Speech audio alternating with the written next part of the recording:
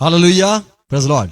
यीशु मसीह के नाम में सबका स्वागत करते हैं। फिर से प्रभु ने हमें आज इकट्ठा किया है, पवित्र वचन को हमें अध्ययन भी करने हैं। और आज हम प्रकाशित वाक्य 2 अध्याय इसका 10वें पद में 3 बातें, ये जो कलीसिया है, मंडली है स्मुर्ना की, उसको यीशु मसीह ने कुछ बातें यूहन्ना को कही कि तू लिख, ये जो कलीसिया स्मुर्ना की है उसे यूं लिख कि मैं उससे ये बात करना चाहता हूं कि तू डरता तो नहीं है और तुझे विपत्ति आएगी, सताव होगा। और देख, शैतान कई लोगों को बंदी गृह में या फिर जेल में डालेगा और तेरी परख होगी। और जो समय रहेगा 10 दिन का समय रहेगा, और यदि तू विश्वास योग्य रहेगा तो मैं तुझे जीवन का मुकुट दूंगा। ये जो बात है 10वें पद में पढ़ेंगे। जो दुख तुझको झेलने होंगे उनसे मत डर, क्योंकि देखो शैतान तुम में से कुछ को जेल खाने में डालने पर है, ताकि तुम परखे जाओ। और तुम्हें 10 दिन तक कलेश उठाना होगा। प्राण देने तक विश्वासी रह, तो मैं तुझे जीवन का मुकुट दूंगा। आमीन। तो प्रभु हमें सहाय करे समझने के लिए। जो 3 बातें हैं, 10 दिन की बात है, सताव की बात है और विश्वास योग्य रहना है तुझे। ये 3 बातों का आज हम थोड़ा अध्ययन करना चाहते हैं। प्रभु में सहाय करे। आओ प्रार्थना करें। पिता, हम यीशु मसीह के नाम में झुकते हैं। आज के दिन के लिए, आज की संगति के लिए, आज के वचनों के लिए हम धन्यवाद करते हैं। जो बातें आपने कलीसिया को कही है, हमें कही है, और प्रभु हम ये अध्ययन करना चाहते हैं। ये सब समय कौन सा रहेगा और ये किसके लिए है, और ये जो सताव जो कलीसिया को 10 दिन का उठाना है वो क्या है, ये हमें सिखाओ, समझाओ, हमसे बात करो। हमें विश्वास योग्य बनाने के लिए आप हमारी परख भी करते हो। धन्यवाद प्रभु। सुनने वाले मेरे भाई बहनों को सहाय करो। हाँ, सुनने के लिए कान, समझने वाले हृदय, देखने वाली आंख हमें चाहिए, जिससे हम आपकी बात को समझ पाए। अध्ययन करना चाहते हैं। हर एक मेरे भाई बहन को सहाय करो। पवित्र आत्मा हमारी अगुवाई करो, हमें समझाओ, सिखाओ, हमसे बात करो। यीशु मसीह के नाम में विनती है, आमीन। प्रेज़ लॉर्ड, हालेलुया, जय मसीह की। Good morning. तो यहाँ पे जो प्रकाशित वाक्य 2 अध्याय इसका 10 पद हम पढ़ते हैं। कलीसिया 8वें पद में, ये कलीसिया है स्मुर्ना, उसे यीशु मसीह कहता है कि तुझे तकलीफ होगी, दुख होगा, और तुझे ये सारा कष्ट रहेगा, और तुझे डरना नहीं है, विश्वास योग्य रहना है। ये बातें यहाँ पे लिखी गई है। और एक बात है, शैतान तुझे बंदी गृह में, जेल खाने में डालेगा, और 10 दिन तक तेरी परख होगी। सताव क्या है? कलेश होगा, और 10 दिन के बाद तू परखा जाएगा।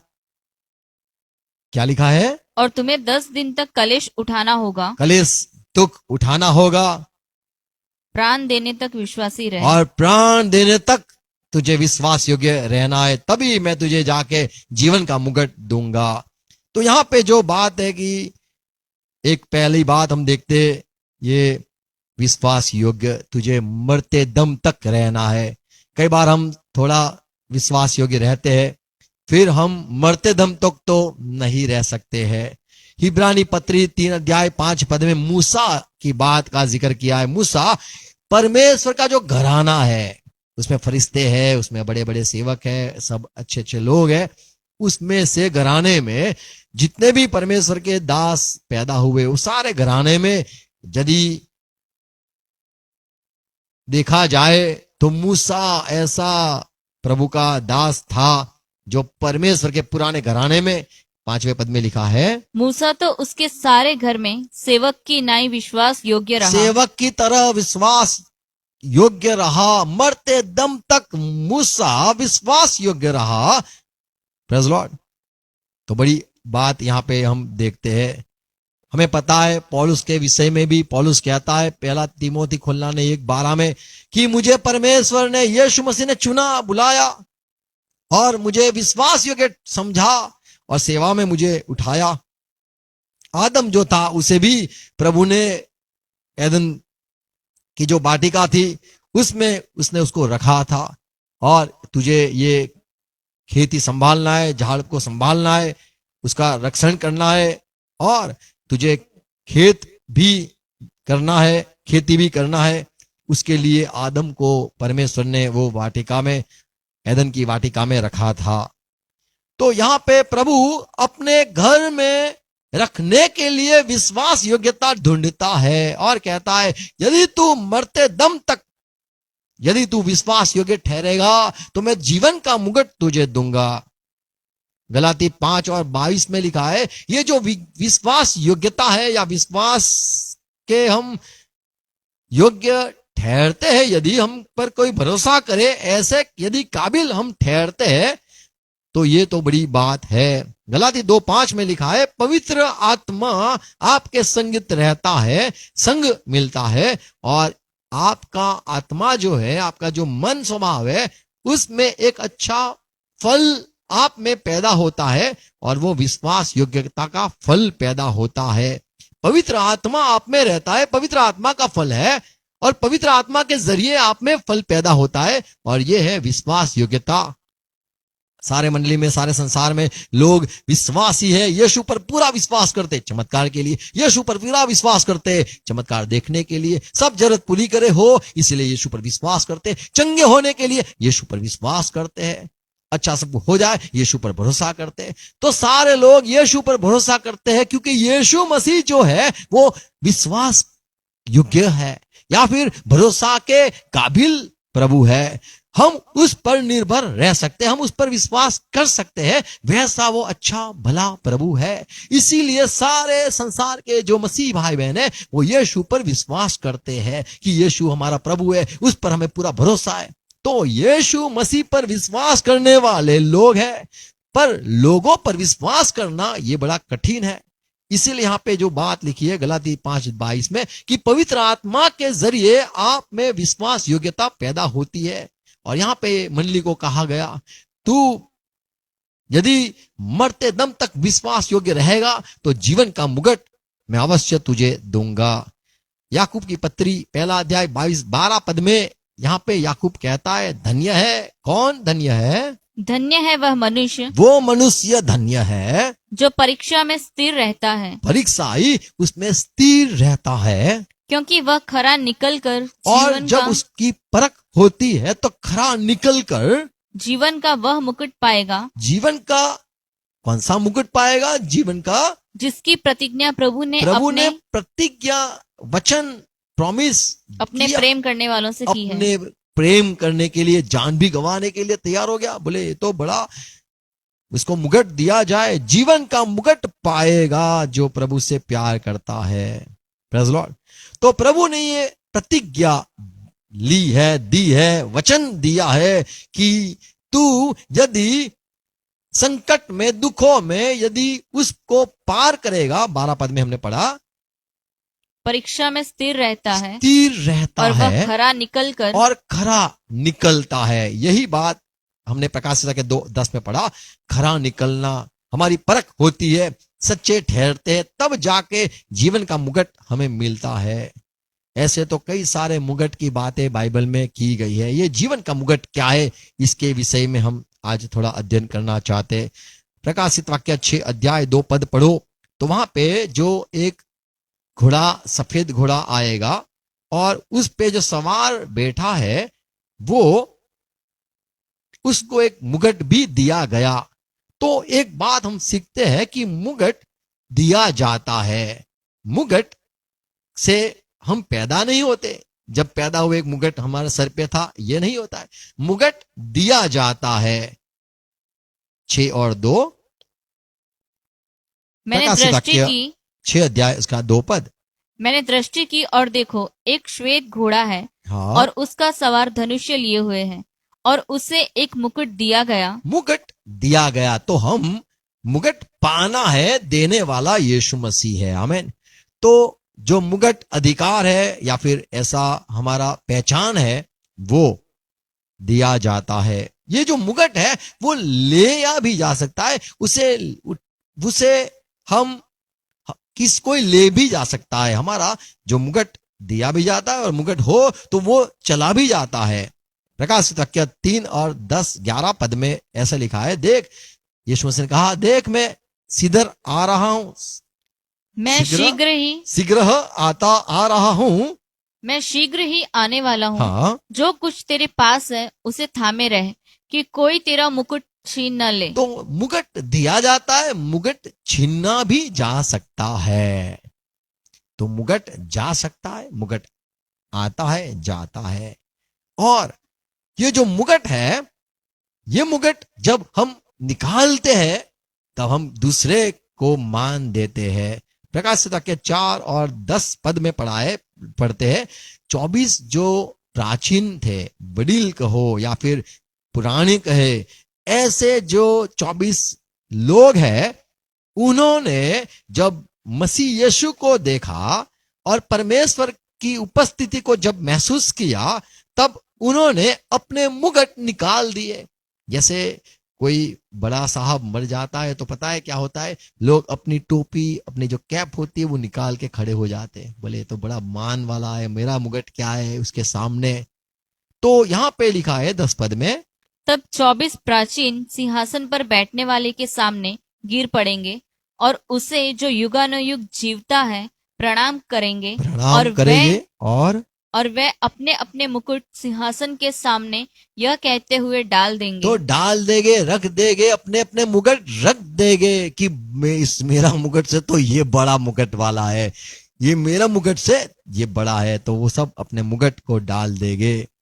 तो जो मुकुट की बात हम जो पढ़ते हैं, मुकुट दिया जाता है, जीवन का मुकुट देखते हैं। ये मुकुट छीना भी जा सकता है, चोरी भी हो सकती है। और ये मुकुट जो है वो हम उसे उतार देते जब बड़ा मुकुट देखते हैं या फिर बड़े लोग के सामने आते हैं। हमारा मुकुट का जो अभिमान है वो हमें पता चल जाता है। तो यहाँ पे 24 जो प्राचीन है, वे लोग ने अपने मुकुट को फेंक दिया कि कुछ नहीं है, हम मान के काबिल नहीं है, मान के काबिल तो ये बड़ा जो बैठा है सिंहासन पर प्रभु, उसको मान दिया इन लोगों ने। ये जो मुकुट पहले हुआ करते थे, याजक पहना करते थे, राजा भी पहना करते थे।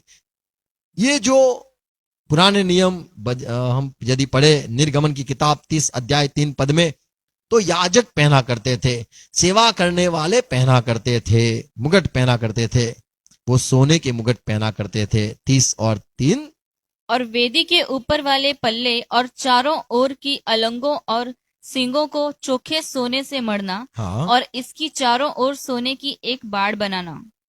पुराने नियम में यदि हम ये बात देखें कि यीशु मसीह के लिए एक बात लिखी भी है कि मुकुट उसे दिया जाए, लेकिन ये याजक भी सोने के मुकुट पहना करते थे। और 29-24 भी है। हाँ, ओके, हाँ 31, ओके, 29:6 निर्गमन 29:6। और उसके सिर पर पगड़ी को रखना। हाँ, और पगड़ी पर पवित्र मुकुट को रखना। तो ये सोने के मुकुट हुआ करते थे। ये बात का जिक्र हम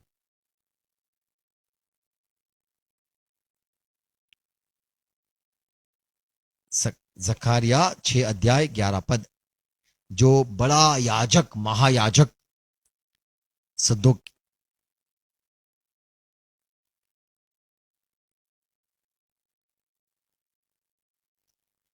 जेहो सदक या महायाजक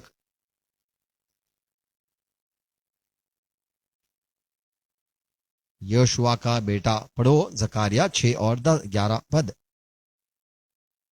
उनके हाथ से सोना चांदी ले और मुकुट बनाकर उन्हें यहोसादाक के लोगों के पुत्र पास से लो सोना चांदी, उसका मुकुट बनाकर उन्हें यहोसादाक के पुत्र यहोशू नाम या महायाजक के ओके, सिर पर रख। तो महायाजक के सिर पे रख, जीसस है या योशुआ है उसके सिर पर रख। तो मुकुट याजक को पहनाया जाता था। और एक बात हम नए नियम में पढ़े, प्रकाशित के 9वां अध्याय उसके 7 पद में, यूहन्ना कहता है, मैंने जब तूरी फूकी गई, जब तो तब 5वीं शायद तूरी है, तब मैंने ये देखा कि कई सारे आत्मा अधलोक से निकल कर आए, कैसे थे? टिड्डी समान थे। उन्होंने मुगट पहने थे, सोने के मुगट पहने थे। 9वां अध्याय 7वां पद। उन टिड्डियों के आकार लड़ाई के लिए तैयार किए हुए घोड़ों जैसे थे, हाँ, और उनके सिरों पर मानो सोने के मुकुट थे। तो यहां पे ये याजक हुआ, उन्हें भी राजा होते, वे भी सोने के मुकुट पहनते थे। 2 शमूएल 12 अध्याय उसका 30 पद। तब उसने उसके राजा का मुकुट जो जो तौल में किक्कार भर सोने का था और उसमें मणि जड़े थे, तो उसको उसके हाँ, उसने लिया, सिर उसके पर से सिर, उतारा। ओके, सिर पे से उतारा। तो यहां पे जो देखते हैं, सोने का मुकुट राजा ने लगाया था। 2 इतिहास 20 अध्याय 2 पद पढ़ो, एस्तर 5 पद 15 पढ़ो, तो इस सोने के मुकुट का जिक्र किया गया है। तो सोना का मुकुट वो राजा पहनते थे, सोने का मुकुट याजक भी पहनते थे। और यदि हम ये प्रकाशित वाक्य पहला अध्याय पढ़े, वहां पे भी लिखा है, मैंने मंडली के लोग आपको चुना है कि आप राजा बनो, आप याजक भी बनो। राजा और याजक दोनों का जो पद है वो हमें यीशु मसीह में आने से मिलते हैं। हम यीशु मसीह जो राजाओं का राजा है, तो हम उसके राजा है, और उसने हमें राज्य में रखा है। Praise Lord. तो ये मुगट सोने का हुआ करता था, पर वो मुगट दिया जाता था। मुगट कोई छीन भी सकता है, और मुगट को हम पाने के लिए हमारी काबिलियत, यहाँ पे जो लिखा है कि तू यदि मरते दम तक विश्वास योग्य रहेगा तो मैं तुझे जीवन का मुगट दूंगा। तो पहले के समय में मुगट पहनते थे, राजा लोग पहनते थे, सेवा करने वाले, वो परमेश्वर की सेवा करने वाले दास भी मुगट पहनते थे, सोने के मुगट पहनते थे। आमीन। अच्छा, मैं 3 बातें यहाँ ये जीवन का मुगट के बारे में कहूंगा। ये जो जीवन का मुगट है वो कौन देता है? तो जो जीवन पाया हुआ है, या जीवन जो है, वही वो मुगट देता है। जब पतरस ने सेवा शुरू करी, एक लंगड़े को चलता किया, फिर तो काम 3 अध्याय 15 पद में, तब पतरस ने चिल्लाकर यहूदी इस्राएल लोग जो जमा थे, भीड़, उन्हें ये बात कह के कहा, और तुमने जीवन के कर्ता को मार डाला। तुमने तो जीवन के कर्ता को मार दिया। तो जीवन का जो कर्ता है, जीवन का जो अधिकारी है, जीवन देने वाला जो है, जिसने सब प्राणों को जीवन दिया है, उसको तुमने मार दिया, पर परमेश्वर ने उसको जीवित किया। ऐसे करके यहाँ पे पतरस लोगों को सुनाता है यीशु मसीह के बारे में। वो जीवन करता है, या जीवन देने वाला, या जीवन का अधिकारी है। तो जीवन का मुगट कोई साधारण लोग नहीं दे सकते। सोने का मुगट तो यहाँ पे संसार के लोग दे सकते, पर जीवन का मुगट वो यीशु मसीह जो जीवन का अधिकारी है, चाहे उसे मैं जीवित कर सकता हूं। ऐसा यीशु मसीह ने यूहन्ना 5वें अध्याय में कहा, मैं चाहूं उसे मैं जीवित कर सकता हूं। मेरे पिता के पास जैसा अधिकार है वैसा मुझे भी है, मैं चाहूं उसे जीवित कर सकता हूं। तो जीवन का अधिकार हमें मिलता है। तो जो यीशु मसीह है वो जीवन देने वाला है। हम भी जब पाते हैं तो हम दूसरे को जीवन दे सकते हैं। ऐसा ये जीवन का मुकुट है। तो देने वाला यीशु मसीह है। दूसरी बात, यूहन्ना 5:21 पद में, जैसा पिता मरे हुओं को उठाता और जिलाता है, वैसा ही पुत्र भी जिन्हें चाहता है उन्हें जिलाता है। तो वो यीशु मसीह चाहे उसे जीवन दे सकता है।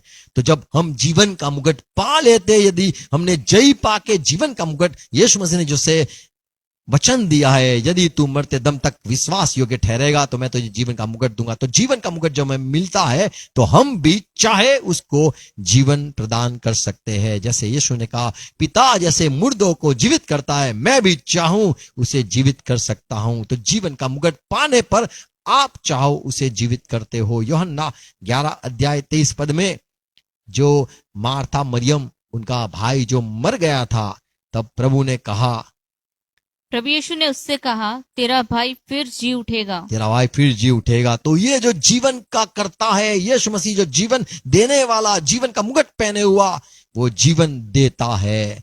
वो चाहे उसे जीवन भी देता है। इब्रानी 2:9 पद पढ़ो तो यीशु मसीह पर जीवन का कहे कि महिमा का मुकुट हम इसीलिए देखते हैं क्योंकि वो मरते दम तक विश्वास योग्य ठहरा।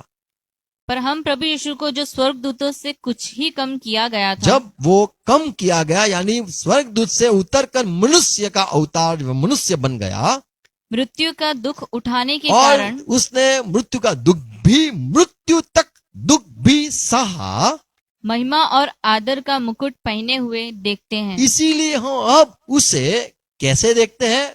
मरने के बाद उसको महिमा का और महिमा और आदर का आदर मुकुट का मुकुट पाए हुए उसे देखते हैं और सारे लोगों को उसके आगे झुकते हुए आज हम देखते हैं। सारे फरिश्ते उसके आगे झुकते, सारे नबी, चाहे अंतिम नबी, पहला नबी, कोई भी हो, सब उसके आगे झुकते हुए हम देखते हैं। क्यों? क्योंकि उसने मृत्यु पर जय पाया। तो ये जो जीवन का मुकुट है पाने वाला, वो अमर हो जाता है, उसे कोई भी मार नहीं सकता है। पहला पत्रस 5:4 पद पढ़ो तो वहां पे पत्रस कहता है, जब वो यीशु मसीह जो बड़ा चरवाहा है, जो जब प्रधान रखवाला प्रकट प्रधान है, होगा, जो प्रधान रखवाला है, वो प्रकट होगा, तो तुम्हें महिमा का मुकुट दिया तब जाएगा, तुम्हें महिमा का मुकुट दिया जाएगा। वो मगर मुकुट कैसा रहेगा? जो मुरझाने का नहीं, जो मुरझाएगा नहीं, ऐसा सनातन मुकुट रहेगा। और ये जो जीवन का मुकुट जो भी पाएगा वो तो यीशु से पाते, पर ये छीन भी सकता है। और ये जो है वो करमाने वाला या फिर मुरझाने वाला नहीं है। हम चाहे उसे हम जीवन प्रदान कर सकते हैं। जैसे राजा होता है तो राजा, वो जो राजा ठहरा सोने का मुकुट वाला, तो वो चाहे वो दंड भी दे सकता है, न्याय भी कर सकता है। वैसा ये जीवन का मुकुट वाला हम यदि हम मिलता है, रोमन की पत्री 6:9 पद में लिखा है, उस पर मौत न मंडराएगी। जैसे कोई कहता है इसका जान कहाँ पे? बोले तोते में यहाँ पे होता है। बोले इसकी जान, बोले इसके तो फेफड़े में कहीं कहीं कहीं होती है। बोले इसकी जान तो सो गई है, कहीं होती है। देखो क्या लिखा है, क्योंकि यह जानते हैं कि हाँ। मसीह मरे हुओं में से जी उठकर फिर मरने का नहीं, फिर मरने का नहीं, उस पर फिर मृत्यु की फिर प्रभुता नहीं मृत्यु होने की सामर्थ, मृत्यु का अधिकार नहीं होने की। नहीं होगी। आमीन। तो जो जीवन का मुकुट पाते उसे कोई मार नहीं सकता है। वो आराम से कहीं पे भी घूम के आ सकते हैं। बोले नरक में जाके आते, चलो भी कई होते। देखा होगा आपने, यीशु मसीह, वो लोग बोलते 7 लोग गए थे, बोले प्रभु ने कहा चलो मैं तुम्हें घुमाऊं। मृत्यु आपको छू नहीं सकती है। Praise Lord.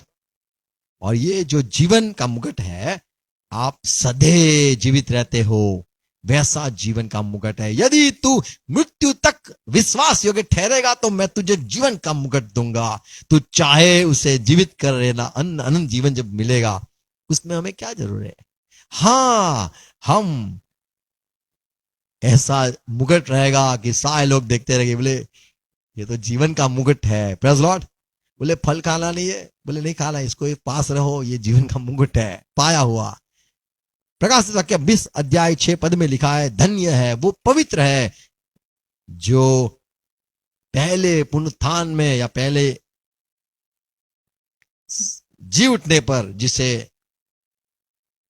प्रभु विश्वास योग्य गुण मानेगा।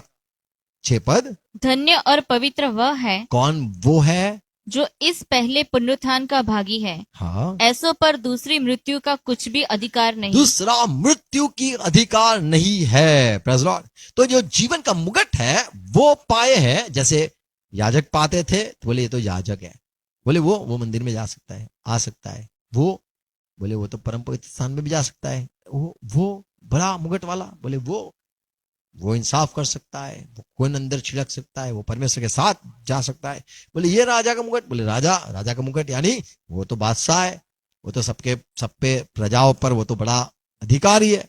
तो ऐसा जीवन का मुकुट वो पाने वाले हैं जो मरते दम तक विश्वास योग्य ठहरेगा। अभी ये 10 दिन की बात हम करें, 10 दिन ही क्यों? कई लोग उनको सोचना यह है कि 10 विपत्ति, जैसे मूसा के समय मिस्र से निकलते हुए फैरून ने, उनके जो मिस्र के लोग थे उन पर परमेश्वर ने जो डाला, बरसाया। हाँ भाई, 10 विपत्ति किस पर आई? तो बोले मसीह भाई बहनों पर? बोले नहीं। किस पर आई? अन्य जाति पर आई। वे जो फैरून के लोग थे उन्हें अब सताया गया। यहां पे तो बात उसका जिक्र नहीं है। 10 यानी विपत्ति, ये 10 दिन की बात है। वो कितने दिन चली वो पता नहीं, कितना दिन तक वो चला, पर परमेश्वर ने उन्हें निकालने के लिए जो वचन दिया था कि तुम्हें अभी निसान जो है महीना, जो पहला महीना आपका होगा, उसके 14 दिन की बात है, आपको निकलना है। Praise Lord. तो यहां पे जो 10 दिन की बात की गई है, तो 10 दिन, कई लोग कई सारे, आप नेट गूगल सर्च कर सकते हो कि इसको क्या है, तो आपको शायद उत्तर मिले ना मिले, पर जो मुझे समझ में आया वो मैं कहना चाहता हूं। दानियल की किताब पहला अध्याय 12 पद और 14 पद पढ़ो तो नबूखदनेस्सर राजा ने जब चढ़ाई करी और ये जो यरूशलेम के मंदिर के जो परमेश्वर के दास इस्राएल के बच्चे थे उन्हें उठा के लेके गया। बोले अच्छे अच्छे सुंदर सुंदर बच्चे मुझे चाहिए, मेरे राज गद्दी पर मैं उनको सिखाऊंगा, सब कुछ सिखाऊंगा, और वो मेरे लोग हो गए, मेरी भाषा भी सिखाऊंगा। और यहाँ पे ये लोग को बच्चे को लेके आए, उसमें से ये दानियल भी था। उसने एक जो राजा का ठहराया हुआ, जो कहे सुपरवाइजर कहे, वो था। उससे दानियल ने कहा देखो आप हमें तैयार करना चाहते हो, हम सुंदर दिखे, हम बड़े अच्छे दिखाई दे, सारी बातें यदि आप चाहते हो तो हम, हमारा जो परमेश्वर है उसको हम मानने वाले लोग हैं, और मैं 10 दिन, दानियल कहता है मुझे 10 दिन दो, फिर तुम मेरी परख करना, और यदि हम 10 दिन में अच्छे दिखाई दे तो आप राजा के महल में हम काबिल है, वैसा राजा को पता चल जाएगा, तो हम काबिल बनेंगे, यदि परख हो जाएगी तो हम काबिल ठहरेंगे।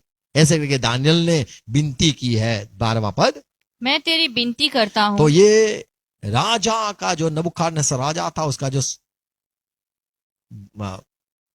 प्रधान था, उसे दानियल ने विनती की कि अपने दासों को 10 दिन तक जांच। 10 दिन तक जांच ले, चाहे जितनी देनी है सताओ, जितना तड़पाना है तड़पा लो, जांचना। तो 10 दिन का जांचने की बात यहाँ पे की गई है कि 10 दिन तक जांच हमारे खाने के लिए साग पात और पीने के लिए पानी ही दिया जाए। देखो हमें वो बड़ा मदिरा जो कुछ है वो नहीं, पानी ही दो। और देखो हम टमाटर हो जाते हैं लाल लाल। और 13-14 पद, फिर 10 दिन के बाद हमारे मुंह और जो जवान राजा का भोजन खाते हैं उनके मुंह को देख। तो 10 दिन की मुद्दत के बाद तू हमें भी देखना, उन्हें भी देखे ना, और जैसा तुझे देख पड़े उसी के अनुसार अपने दासों से व्यवहार करना। हाँ, उनकी यह विनती सुन उसने मान ली। तो प्रधान ने विनती मान ली और 10 दिन तक उनको जांचता रहा। और 10 दिन पूरे हुए, और 10 दिन के बाद उनके मुंह राजा के भोजन के खाने वाले सब जवानों से अधिक अच्छे और चिकने देख पड़े। चिकना कहां से है? तो चिकने दिखाई दिए। कितना बड़ी बात है। दानियल चिकना, सादराक मेशक का अबेदनगो चिकने आए, बोले चिकने आए। तो यहां पे देखते 10 दिन की दानियल ने विनती की। अभी जो सताव की बात, हम 10 दिन की बात हम जो देखते हैं प्रकाशित के 2 अध्याय का 10 पद में, तो वो अंतिम कलीसिया के समय जो है, अंतिम दिन की बात है कि जीवन का मुकुट पाओगे। तो वो कलेश की बात नहीं है। जो सारा संसार पे आने वाला तूफान है वो समय की बात नहीं है, उसके पहले की बात है कि जब कलीसिया उठा ले जाएगी, उसके पहले के 10 दिन जो होंगे वो कलीसिया के लिए होंगे, परखने के लिए होंगे। चाहे जितने भी चाहना चाहते, आना चाहते, मेरे दरबार में परमेश्वर कहता है मेरे भवन में जो खड़ा रहना के योग्य काबिल मैं देखना चाहता हूं। 10 दिन तक आपका सता होगा, आप विश्वास योग्य ठहरते हो या नहीं, ये मैं जांचना चाहता हूं। 2 बातें हैं, एक परमेश्वर जांचता है अपने राज्य के लिए, और शैतान भी परख करता है या जांचता है या फिर परीक्षा करता है परमेश्वर के दासों को गिराने के लिए। परमेश्वर अपने सेवक को जांचता है। यहां पे जो बात हमने प्रकाश के 2 अध्याय 10 पद में हमने जो पढ़ी कि देखो जो दुख तुझको झेलना होंगे, दुख तुझे झेलना होगा मंडली के लोग। झेलने तो ये होंगे। जो दुख की बात है वो संसार के लिए नहीं है। ये एक पहली सच्चाई देखते हैं। 10 दिन की बात है पर वो संसार के साथ नहीं है। प्रभु ने कहा तुम्हारी बात, स्मरणा के लोग, तुम्हारी बात, जो मंडली है उसकी ही बात की गई है। तो जो सताव बड़ा क्लेश आने वाला है वो उसका जिक्र नहीं है। मंडली 10वां पद, अच्छा पढ़ेंगे प्रकाश के 2 अध्याय का 10वां पद सुनो। जो दुख तुझको झेलने होंगे उनसे मत डर, क्योंकि देखो शैतान तुम में से कुछ को जेल खाने में डालने पर है, तो ताकि तुम मैं परखे पहले से जाओ। कहता हूं, यीशु मसीह ने कहा कलीसिया के लोग, पहले से क्या कहता हूं, शैतान तुम्हें डालेगा जेल में ताकि तुम परखे जाओ। तुम परखे जाओ। किसके लिए? मेरे लिए परखे जाओ। मैं तुम्हारी परख करना चाहता हूं, इसलिए शैतान को मैं परमिट करूंगा, शैतान को मैं इजाजत दूंगा कि ये लोग जो है उन्हें 10 दिन तक तुझे जितना भी सताव दुख देना है मंडली को देते रहे 10 दिन तक, कि वो परख जाए मेरे लिए। और तुम्हें 10 दिन तक क्लेश उठाना होगा। और 10 ही दिन है, तुम्हारा अंतिम दिन 10 ही है। जैसे हमें पता है नाव तैयार हो गई, भले जहाज तैयार हो गया नूह के समय, तब बड़ा समय नहीं था, एक ही बार था कि जहाज जैसे तैयार हुआ उनको आने के लिए, भाई सब लोग आना है, जिसको भी जानवर को आना है, सारे जानवर जो धरती पर थे, नूह को कहा गया तो तेरा परिवार आ जा। कितने दिन तक आ जाओगे? बोले चलो भाई कितना दिन दूं तुम्हें आने के लिए, कितना समय तक तुम आ पाओगे? बोले कछुआ है वो तो बहुत धीरे धीरे आता है, उठा के लाओ उसको। बोले बहुत धीरे चलता है, परमेश्वर क्या करे। और जैसे सारे अंदर जहाज में आ गए, फिर बरसात पूरे संसार में हुआ। तो यहां जो क्लेश है, यहां पे जो दुख है, वो मंडली को दिया जाएगा अंत समय 10 ही दिन, जिससे सारे लोग तैयार हो जाए, जिसको तैयार होना है तैयार हो जाए। 10 दिन की मुद्दत है और 10 दिन में आपको अपना खेल करना है। आमीन। अंतिम दिन परमेश्वर भी हमें परखता है। क्यों? उसके राज्य के लिए चुनता है। अनंत जीवन भी हम पाए, हम स्वर्ग पाए, हम परमेश्वर के भवन, परमेश्वर के लोगों के बीच में हम भी रुके या ठहरे या जाए, इसके लिए परख होती है। अंत समय में 10 ही दिन हो गए। कई लोग कहते हैं कि स्मुरना के समय ऐसा हुआ था, 10 दिन का दुख उठाया था और वे बंदी गृह में या जेल में गए थे, तो वो कहानी है। पर ये अंत समय की बात प्रभु ने ये कही है कि जीवन का मुकुट दूंगा। यदि जीवन का मुकुट स्मुरना के लोगों को मिल चुका है तो आज हमें ये 10 दिन की मुद्दत की बात पढ़नी नहीं है। क्यों? वो तो हो चुका है। अब क्या फायदा? अंत तक विश्वास योग्य ठहरेंगे तो जीवन का मुकुट पाएंगे, पर हमारा तो मरते दम तक विश्वास करना होता है, क्योंकि 10 दिन हमारे होते ही नहीं है। यही लोगों को सिर्फ 10 दिन दिए गए हैं।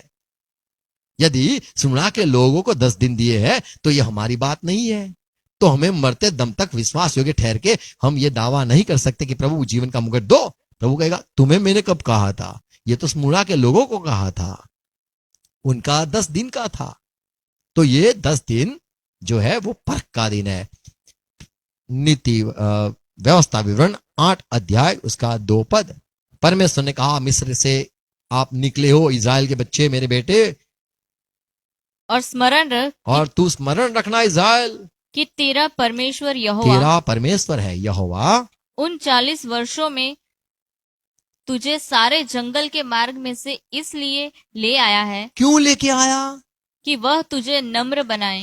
अब तक तुम कनान देश में नहीं पहुंचे हो, मैं थोड़ी तुम्हारी परख करना चाहता हूं, कौन वहां जाने के काबिल है। मैं परख करना चाहता हूं वहां ले जाने के लिए, अनंत जीवन तक तुम्हें, या फिर ऐसे वतन जो मैंने शपथ खाई है अब्राहम से, तुम्हारे पिता से, वो देने के लिए मैं तुम्हारी परख करना चाहता हूं, वहां जाने के लिए काबिल हूं या नहीं। तो परमेश्वर कहता है कि वह तुझे नम्र बनाए और तेरी परीक्षा करके यह जान ले कि तेरे मन में क्या क्या है, तेरे और मन में कि क्या चलता है, और कि तू उसकी आज्ञाओं का पालन करेगा या नहीं। तो ये सब जांचने के लिए परमेश्वर कहता है मैं तेरी परख करूंगा, मैं तेरी परीक्षा करूंगा। तो परमेश्वर हमें परख करता है, हम क्या करते, हम क्या एक्शन लेते, सब परमेश्वर देखता है। हमें पता है अब्राहम को भी प्रभु ने परखा है। प्रकाश उत्पत्ति 22 अध्याय 1 पद। इन बातों के पश्चात ऐसा हुआ कि परमेश्वर ने इब्राहिम से यह कहकर, यदि इब्राहिम हमारा पिता है, हम यदि अब्राहम के बच्चे हैं, क्योंकि अब्राहम विश्वास का पिता है, हम भी विश्वास करते हैं, तो हमारी भी परख तो होनी चाहिए। परमेश्वर ने इज़राइल को परखा, काबिल है या नहीं, अब्राहम को भी परखा, और अब्राहम को भी परीक्षा, इब्राहिम से यह कहकर उसकी परीक्षा की। परमेश्वर परीक्षा करता है, बोले परमेश्वर परख करता है, परीक्षा करता है। पहला पत्रस 1 अध्याय 7 पद में सारे जो विश्वासी लोग हैं सबकी भी प्रभु परख करता है, परीक्षा करता है कि वे विश्वास में टिकते हैं या नहीं, मेरी बातों में रहते या नहीं। ये परख होती है जिससे आप परमेश्वर के लिए बड़े शुद्ध या पवित्र आप या मान के काबिल आप गिने जाओ अनंत तक। और यह इसलिए है कि तुम्हारा परखा हुआ विश्वास, जो तुम्हारा आग विश्वास से भी परखा जाता है, जो आग से ताए हुए ये नाशवान, जो सोना है ना, आग में डाला जाता है, शुद्ध होता है, उससे आप तो कितने अधिक हो। यदि सोने को शुद्ध करने के लिए अग्नि में जलाया जाता है, तो आपको भी परमेश्वर अपने राज्य में ले, उसी लिए आपकी भी क्या परख न होगी। तो जैसे लिखा है, सोना आग की भट्टी में, जो आग से ताए हुए नाशवान सोने से भी कहीं अधिक बहुमूल्य है। तो आपकी भी परख बड़ी बड़ी मूल्यवान है, कि जिससे यीशु मसीह के प्रकट होने पर प्रशंसा जब और प्रभु महिमा प्रकट हो तो आपको प्रशंसा मिले, आपको सम्मान मिले, आमेन, और आदर का कारण ठहरे। आपको आदर मिले। Praise Lord. दाऊद खुद कहता है भजन संहिता 26:2 में, परमेश्वर हे यहोवा मेरी परख कर, मुझे परख ले, मेरी परीक्षा कर। हे यहोवा मुझको जांच मुझे और परख, जांच और परख, परमेश्वर मेरी परख कर, मैं काबिल हूं या नहीं। मेरे मन और हृदय को परख। क्यों परख?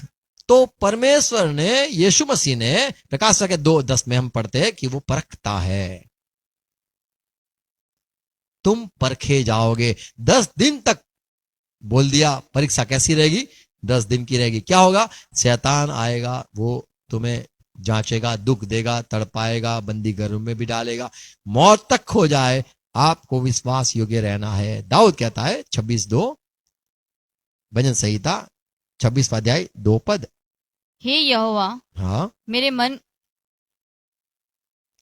हे यहोवा मुझको जांच और परख, हाँ, मेरे मन और हृदय को परख। मेरे मन और हृदय को परख। पहला करंथी 11 अध्याय 19 पद में, यहाँ पे ये पौलुस मंडली में जो इकट्ठा थे तब वो ये बात करता है। वो यूं कहता है कि जब खाना बैठते हो, आप प्रभु के भोज लेते हो, जब आप यीशु मसीह हमारे लिए मरा गया उसके याद में आप जब इकट्ठे होकर प्रभु भोज लेते हो, तब आपको खुद की जांचना है, खुद को परखना है। 19वां पद, क्योंकि विधर्म भी तुम में अवश्य होंगे, इसलिए कि जो लोग तुम में खरे निकले हैं, खरे निकले वे प्रकट हो वे जाएं। प्रकट हो जाएंगे। आमीन। तो परख बड़ी आवश्यक है। मसीह भाई में क्रिश्चियन, सब लोग क्रिश्चियन है, उसमें से कौन सच्चा क्रिश्चियन है, कौन सचमुच प्रभु का दासी है, ये परख तो जरूरी अवश्य है। तो परख यहां पे लिखा है, आप परखे जाते हो। 19वां पद, क्योंकि विधर्म भी तुम में अवश्य होंगे। ये सारी बातें आप में होनी जरूरी है। इसलिए कि जो लोग तुम में खरे हैं वे प्रकट हो तुम जाएं। में खरे हो वो परखे जाए। तो वैसे ही जीवन का मुकुट न दिया जाएगा, परखा जाएगा। अंत समय की बात की गई है। आमीन। अंत समय में ये जो होने वाला है वो 10 दिन का ही, और वो अंत समय जब तक मसीह विरोधी न आए, मंडली जो रहने वाली है उसको अंत समय में 10 दिन का ही होगा। और जितना समझने वाले हो वो समझ जाएंगे, बच जाने वाले बच जाएंगे, विश्वास योग्य रहेंगे। तो आमीन। तो ये जो यहां 10 दिन की बात जो है, कलेश की बात की गई है, वो संसार की कलेश की बात नहीं की गई है। संसार का जो कलेश है वो अलग है। प्रकाशित वाक्य 7 अध्याय 14 पद। कई लोग कहते हैं मंडली कलेश में से जाएगी। देखो, पढ़ो आप प्रकाशित वाक्य 2 और 10 में कि तू तेरा सताव होगा, कलीसिया तेरा सताव होगा, शैतान कई लोगों को बंदी गृह में डालेगा। देख, मंडली तो मंडली रहेगी, कलीसिया रहेगी, ऐसे करके लोग प्रचार करते हैं, पर वो 10 दिन की बात नहीं बोलते हैं। मंडली के सारे जो लोग हैं वो महाकलेश से बच जाएंगे, उसमें नहीं रहेंगे। प्रकाश वाक्य 7 अध्याय 10 पद 14 पद, माफ करो। मैंने उससे कहा, हे स्वामी तू ही जानता है। हे स्वामी, ये सारे जो लोग सफेद कपड़े हुए पहने हुए हैं, जिन्हों के हाथों में डालियां है, कौन सी है? जैतून की डालियां है। ये लोग कौन है? ये सारे कौन? इतने सारे लोग, अनगिनत लोग, ये सब कौन है? ये पूछा गया। तब उसने मुझसे कहा, ये वे हैं, ये तो वे है जो उस महाकलेश में से निकल कर आए हैं। वहां से निकल के आए, नहीं रुके, नहीं ठहरे, निकल के आए। महाकलेश शब्द है, महाकलेश से बच के आए। आमीन। महाकलेश से बच के आए, बच के आए, नहीं अंदर घुसे, नहीं अंदर रहे, महाकलेश में फंसे ही नहीं। वो बड़ी आंधी बरसात हो जैसे नूह के समय हुआ, कौन बच गए? बोले महाजल प्रलय से, या फिर जल प्रलय क्या बोलते हैं, बाहर, बड़ी बाहर जो आई थी नूह के समय में, बच गए। उनको कोई बरसात ही नहीं छुआ, जहाज में बैठ गए। तो ये सब कौन है? इतनी सारी भीड़ कौन है? बोले ये सब महाकलेश से बच के आने वाले। ये अभी वो फंसे, वो बाहर है। प्रकाश के 2 अध्याय 22वें पद में प्रभु ने वचन दिया है मंडली को। देख, मैं उससे हाँ? रोगशैया पर डालता हूँ। हाँ? और जो उसके साथ व्यभिचार करते हैं, जो सारे नहीं आएंगे, बचेंगे नहीं, प्रभु के साथ न जुड़ेंगे, यदि वे भी उसके से कामों से मन न यदि वे फिराएंगे, भी पाप में ही रहेंगे, तो मैं उन्हें बड़े कलेश में डालूंगा। तो बड़े कलेश में कौन जाने वाला है? 22वां पद फिर से पढ़ो। देख, मैं उसे रोगशैया पर डालता हूँ। हाँ? और जो उसके साथ व्यभिचार करते हैं, जो लोग मंडली में जो पापी लोग रहेंगे, उन्हें भी महाकलेश में उन्हें जाएंगे। महाकलेश में कौन जाएगा? फिर से पढ़ो 22वां पद। देख, मैं उसे रोगशैया पर डालता हूँ। हाँ, बेड पर, खाट पे डालता हूँ। और जो उसके साथ व्यभिचार करते हैं, हाँ? यदि वे भी उसके से कामों से मन न फिराएंगे, यदि मन न फिराए, पाप में ही रहेंगे, तो मैं उन्हें बड़े कलेश में तो डालूंगा। बड़े कलेश में जाएंगे। प्रकाश के 7 और 14 कलेश से बच गए। कलेश में जाने वाले भी रहेंगे और कलेश से बचने वाले प्रभु के साथ रहेंगे। मत्ती 24वां अध्याय उसका 21 पद पढ़ो। क्योंकि उस समय ऐसा भारी कलेश होगा। तो ये भारी कलेश में मंडली न रहेगी, पर जो 10 दिन की बात है वो अंत समय की पहले होगी। सारे लोगों को जेल में जाना होगा, ये सारी बात रहेगी। अंत समय सिर्फ 10 दिन मंडली जानती है, हमारा इतना ही समय रहेगा। महाकलेश के पहले का समय होगा। 24वां अध्याय, प्रभु यीशु मसीह ने 24वां अध्याय जो कहा वो अंत समय की बात करी। और ये 24वां अध्याय 15 पद पढ़ो तो शैतान जो है वो आने वाला, या मसीह विरोधी जो आने वाला है, जो दानियल की किताब में लिखा है, वो उसकी बात का चर्चा है। और ये 21वां जो पद है, आगे जाके कि जब 7 साल का जो महाकलेश का समय, शैतान का जो समय है, मसीह विरोधी का जो समय है, उसकी चर्चा यीशु मसीह करता है। 21वां पद, मत्ती 24वां अध्याय 21 पद। क्योंकि उस समय ऐसा भारी कलेश होगा जैसा जगत के आरंभ से न अब तक हुआ और न कभी होगा। तो बचने के लिए हमारे पास सिर्फ 10 दिन रहेंगे, मंडली 10 दिन तक, पर बच जाएंगे वे सारे के कपड़े सफेद और हाथों में डालियां रहेगी, और पूछा जाएगा ये सब कौन है? बोले कलेश से बच गए। और कलेश में कौन आए? बोले वो खाट में जो गिरे, पाप में गिरे, वो कलेश में जाएंगे। कई लोग कहते हैं हम तो मंडली के लोग हैं, हम तो कलेश में जाएंगे। वो लोग जाएंगे, हम विश्वास करते हम नहीं जाएंगे। यहां पे लिखा है ऐसी विपत्ति कभी हुई नहीं, कभी सुनी नहीं और न देखी है। कभी आपने देखी नहीं, चर्चा नहीं सुनी, ऐसी विपत्ति, वो महाकलेश है। आज जो हम देखते हैं वो महा नहीं है, वो कलेश है ही नहीं, वो साधारण कलेश है। और यीशु मसीह ने अपने चेलों को ये भी कहा कि विपत्ति तो संसार में रहेगी, कोई बात नहीं, दुख रहेगा, पर मैंने जगत को, संसार को जय पाया हुआ हूं। तो मंडली मसीह में आने वाले लोग, दुख होता है, दुख उठाते, पर वो जो आने वाला है, वो बड़ी विपत्ति, वो बड़ी अलग बात है। वो तो वो समय है जब शैतान खुद अपना सिंहासन छोड़कर यहां धरती पे आ जाएगा।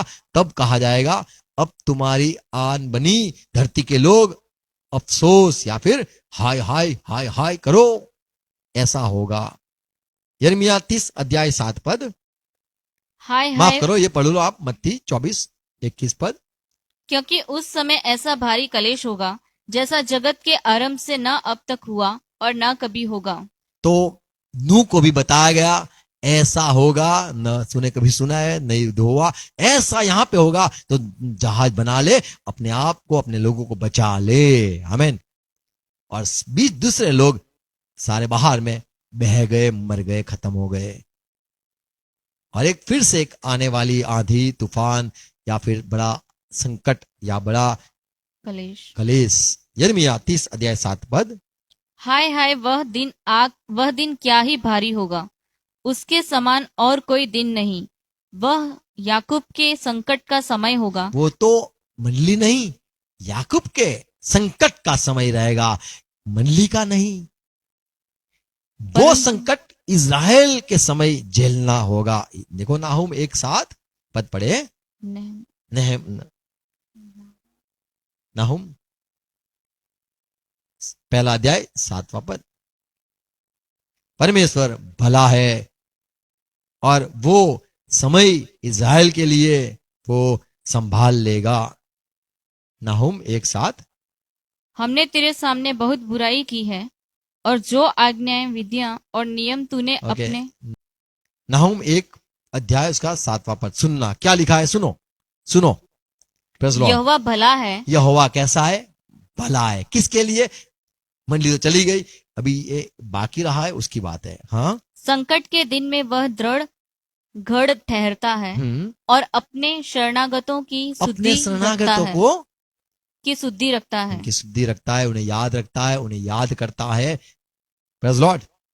तो ये जो बड़ा संकट का दिन, ये बड़ा क्लेश का समय, जो न हुआ है, न सुना है, न फिर से होगा, वैसा समय आने वाला है। और वो सिर्फ इज़राइल के लोग के समय आएगा। मंडली चली जाएगी, फिर इज़राइल रहेगा। पर इज़राइल, याकूब, ये वचन, ये जानते इज़राइल के लोग कि हमारे ऊपर याकूब का संकट, याकूब का जो दुख है, वो हम झेलेंगे।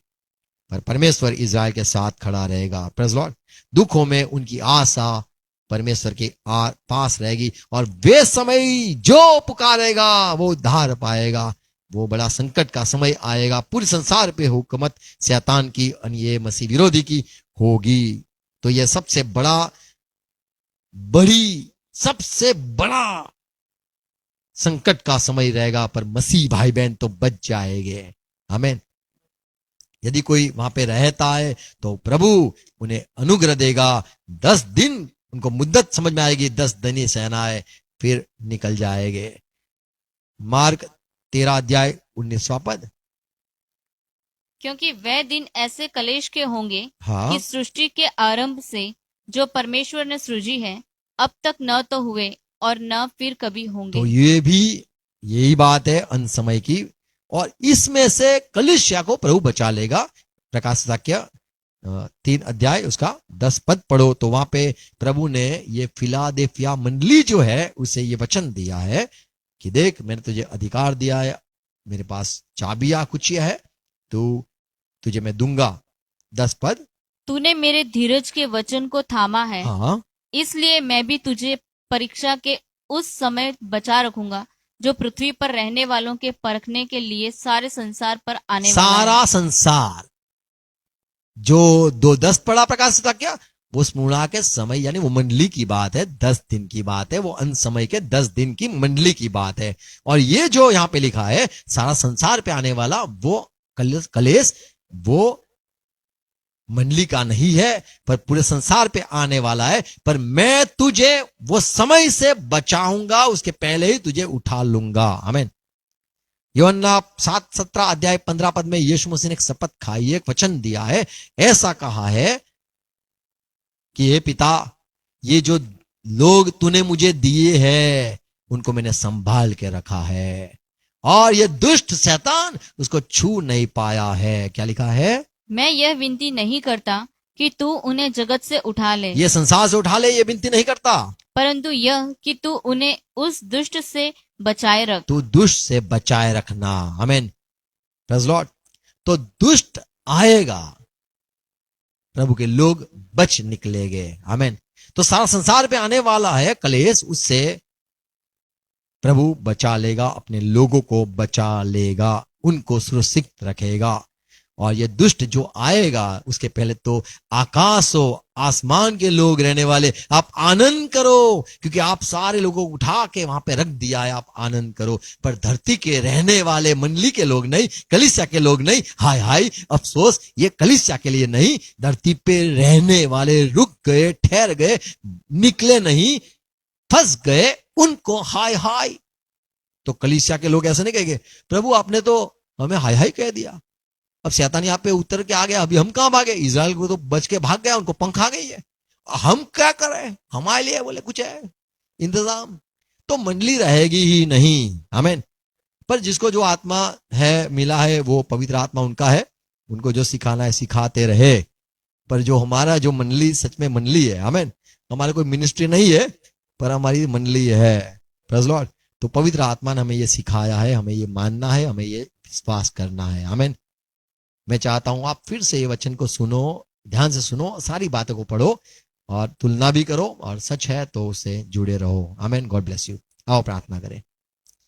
पिता धन्यवाद, यीशु मसीह के नाम में हम इसीलिए उद्धार पाए हुए, इसीलिए आपसे प्रभु हम प्यार में है क्योंकि आपने हमें बचाने का वचन दिया है।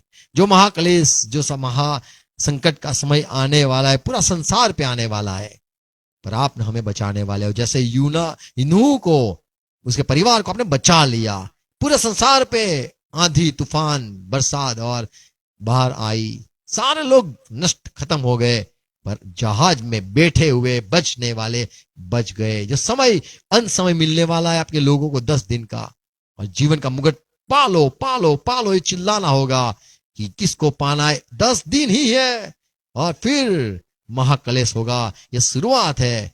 ऐसे आपने मंडली को चेताया, धन्यवाद प्रभु। आप हमें बचाए रखने वाले, आप संभालने वाले हमारे प्रभु हो, दुष्ट से बचाने वाले। उसके राज्य आए, उसका बड़ा क्रोध का समय आए, उसके पहले आप हमें आपकी बाहों में, आपके पंखों में आप हमें छुपा लेने वाले प्रभु हो। जैसे आपने इज़राइल को भी वचन दिया है कि वे, उनका भला यहोवा उन पर उनकी आशा है, और याकूब का संकट का समय आए पर वे पुकार के बच जाएंगे। आपके लोगों के लिए प्रभु वो समय रहेगा। पर प्रभु आपने हमें चुना है, धन्यवाद। ये बातें जो बोई है, सुनाई, वो सुनने वाले हर एक ग्रहण करे, आशीष पाए, झूठी बातों से निकलकर सच्चाई की और चले। यीशु मसीह के नाम में विनती करता हूं प्रभु, हर एक को सहाय करो, ये बात ये बोई जाए यीशु मसीह के नाम में। आमीन आमीन। प्रभु से प्रार्थना साथ में करेंगे। આકાશમાં અમારા બાપ, તમારું નામ પવિત્ર બનાવો, તમારા જે આવો જેમ આકાશમાં તેમ પૃથ્વી પર તમારી ઈચ્છા પૂરી થાવ. યસ આજે આપો, જેને માફ કરીએ છીએ તેમને માફ કરો, પરેશાન ન લાવો, મને સદને છૂટકો કરો, કેમ કે રાજ્ય તથા પરાક્રમ તથા મહિમા સરકાર તમારા છે. Amen amen. Praise lord. God bless you. Thank you.